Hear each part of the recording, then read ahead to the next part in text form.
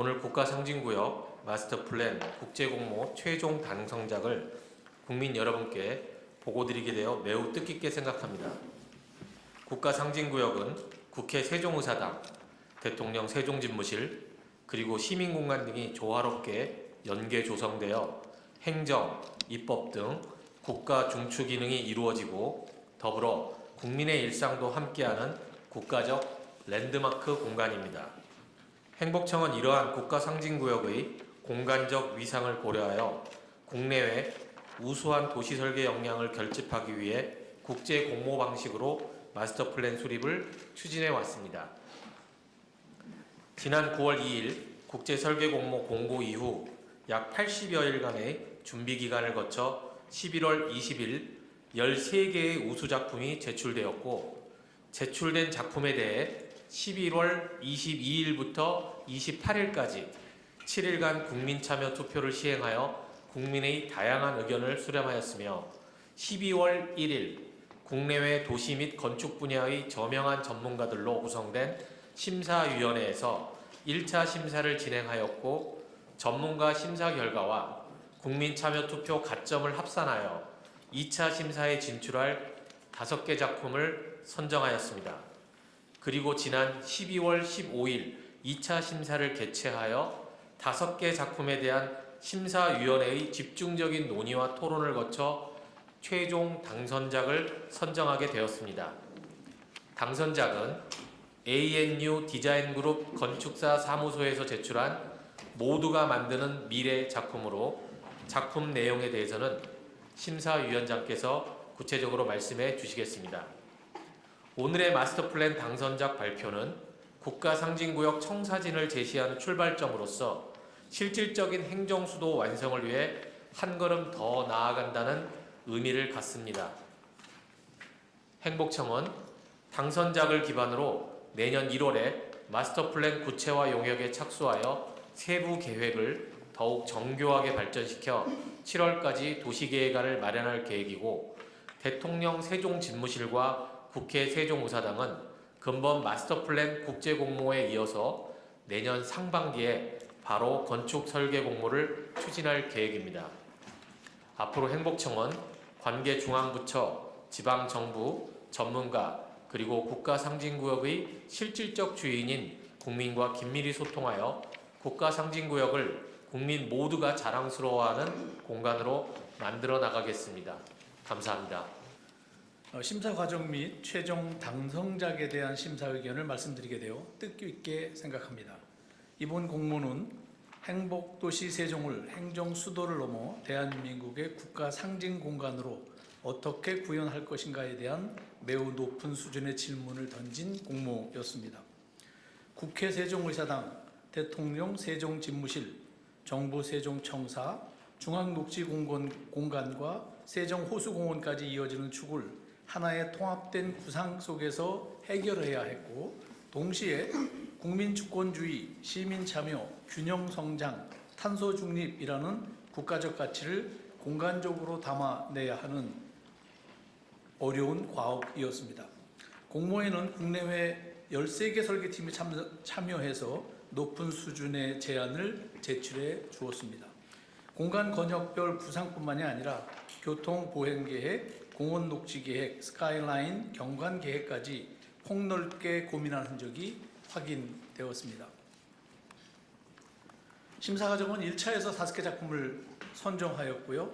2차에서는 설계자의 설계 개요 설명 및 질의응답 과정을 거쳐서 작품의 장단점들을 심사위원들과 면밀하게 검토하는 과정을 거쳤습니다. 1차 심사에는 국민 참여투표 결과도 가점 형태로 반영하여 국민의 눈높이가 심사 과정에 반영되도록도 하였습니다. 전체적인 심사 총평을 간단히 말씀드리면, 다수의 작품이 국가 상징성을 기념비적 공간의 형식으로만 표현하기보다 시민의 일상과 어우러지는 공공공간, 보행축, 수변 공간과 어우러지게 제안한 점이 인상적이었습니다. 또한 탄소 중립, 스마트 도시 개념을 교통, 녹지, 에너지, 도시 운영 체계 전반과 연계해 제안했던 시도들도 긍정적으로 평가되었습니다. 반면 일부 작품은 상징성은 뛰어나지만 사업의 단계별 전략, 재원, 정책적 제약 조건 등 현실적 실행 전략이 상대적으로 부족한 한계도 있었습니다. 국가상징구역은 대한민국의 새로운 100년을 설계하는 국가적 사업이기 때문에 비전과 함께 실현 가능한 상상력이 중요한 판단 기준이었습니다. 최종 당선작인 모두가 만드는 미래에 대한 심사평을 말씀드리겠습니다. 첫째, 당선작은 국가 상징 공간과 시민의 일상을 통합적으로 설계한 점에서 높은 평가를 받았습니다.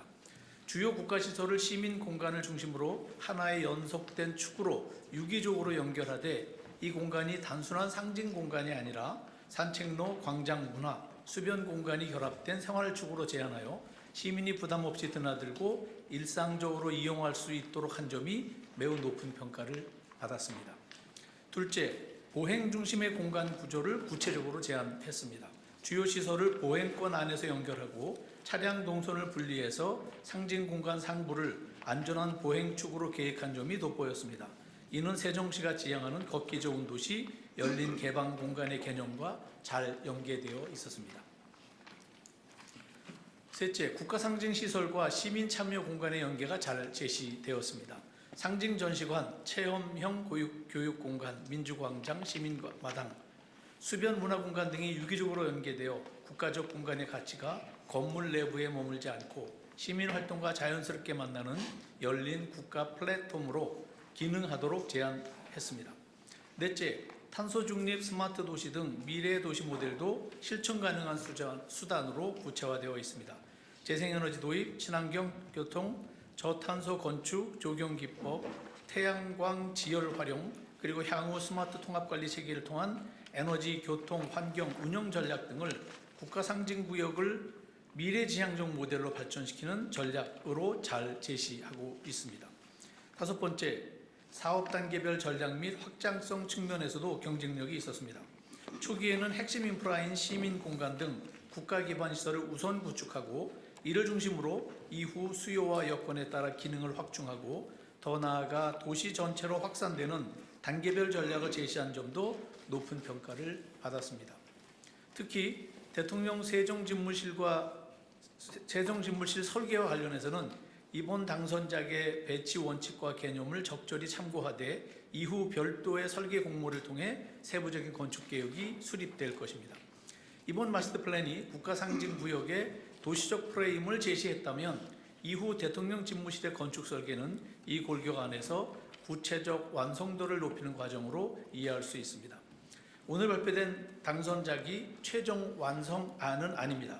앞으로 6개월 정도 행복청의 마스터 플랜 구체화 과정을 통해서 관계기관 협의, 전문가 자문, 국민 의견 등을 반영해서 더 좋은 안으로 다듬어질 것입니다. 종합적으로 심사위원단은 모두가 만드는 미래라는 작품이 국가 상징성과 시민 일상, 탄소 중립과 스마트 도시 등 이상과 현실을 균형 있게 제안한 안이라고 판단했습니다. 세종시가 대한민국을 대표하는 행정수도이자 국가 상징 도시로 성장해 나가는 데 있어서 이번 공모전이 중요한 전환점이 되기를 기대하며 심사 총평을 마치도록 하겠습니다. 감사합니다.